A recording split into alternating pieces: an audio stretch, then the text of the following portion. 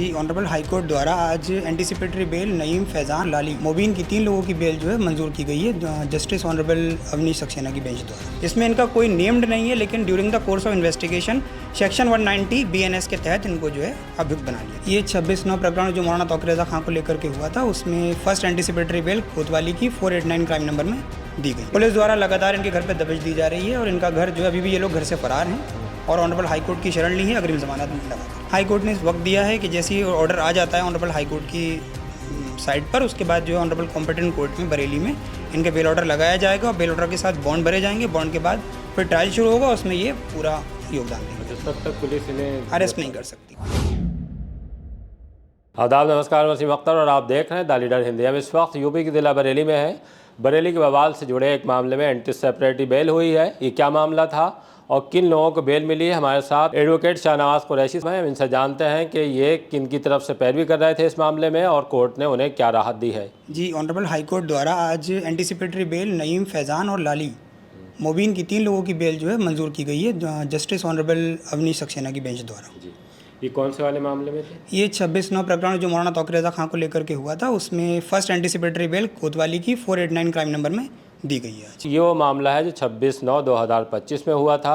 जुमे के दिन मौलाना तौक़ीर रज़ा खां की तरफ से कॉल दी गई थी इस्लामिया इंटर कॉलेज मैदान पहुंचने के लिए। उसके बाद पुलिस ने इस तमाम जो आंदोलन की रूपरेखा थी उसको देखते हुए तमाम फोर्स तैनात कर दिया था।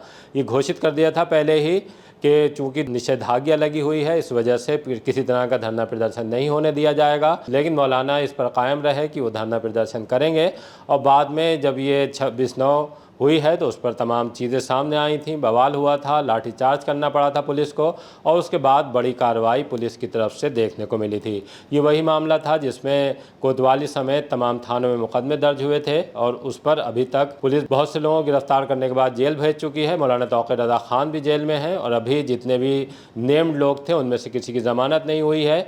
एक मामला ये अभी सामने आया था, इससे पहले एक और मामला भी सामने आया था कि जिन लोगों के नाम बाद में दौरान तफ्तीश खोले गए उन्हीं में से ये एक थे। जी हाँ, दौरान इन्वेस्टिगेशन पुलिस ने इनका नाम खोला था।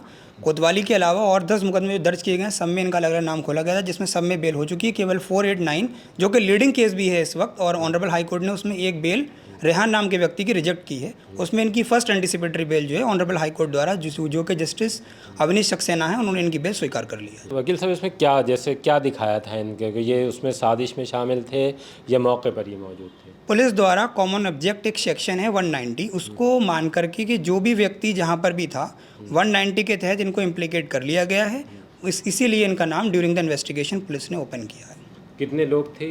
लगभग 250 से 300 लोगों का मामला था, लेकिन ये 3 व्यक्ति जो हैं सगे भाई हैं आपस में, जिसमें से नईम, फैज़ान और मोबीन। नईम और फैज़ान जो है दोनों भाई हैं और फैज़ान जो है इनमें भतीजे हैं। ये कहाँ के रहने वाले? ये चक महमूद के रहने वाले। तो कोतवाली में इनका दिखाया गया था कि इन लोगों ने जो मेन जो मुकदमा है उसमें ये लोग शामिल रहे हैं। हाँ, कोतवाली का इनका प्रकरण दिखाया गया है कि 489/2025 जो मुकदमा कोतवाली में लीडिंग केस भी है और बड़ा केस पुलिस को मान रही है, उसमें ऑनरेबल हाई कोर्ट द्वारा इनकी फर्स्ट जमानत आज जो है स्वीकार की गई है, जिसमें इनका कोई नेम्ड नहीं है, लेकिन during the course of investigation section 190 BNS के तहत इनको जो है अभियुक्त बना लिया गया है। तो इन्हें गिरफ्तारी के प्रयास चल रहे होंगे इनके? पुलिस द्वारा लगातार इनके घर पर दबिश दी जा रही है और इनका घर जो है अभी भी ये लोग घर से फरार हैं और ऑनरेबल हाई कोर्ट की शरण ली है अग्रिम जमानत लगा कर।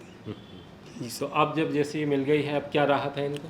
अब पुलिस को जो है ऑनरेबल हाई कोर्ट ने रोक लगा दी है कि वो उनको अरेस्ट नहीं कर सकती। ये अपने कॉम्पिटेंट कोर्ट में जाके बेल बॉन्ड फाइल करेंगे और उसके बाद जो ट्रायल होगा, ट्रायल में पूरा सहयोग करेंगे।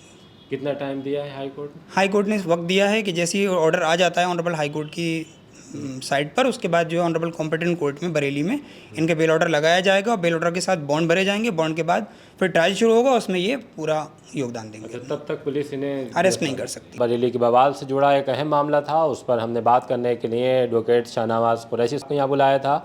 उन्होंने जानकारी दी है कि किस तरह से एंटीसिपेटरी बेल 3 लोगों की मंजूर हो गई है। ये तीनों आपस में रिश्तेदार हैं। अभी ये मामला चूँकि इस वजह से भी सुर्खियों में है कि ज़मानत के प्रयास हो रहे हैं मौलाना समेत तमाम लोगों की, लेकिन अभी किसी को राहत नहीं मिली है इस मामले में। हमसे बात करने की बहुत। Thank you sir.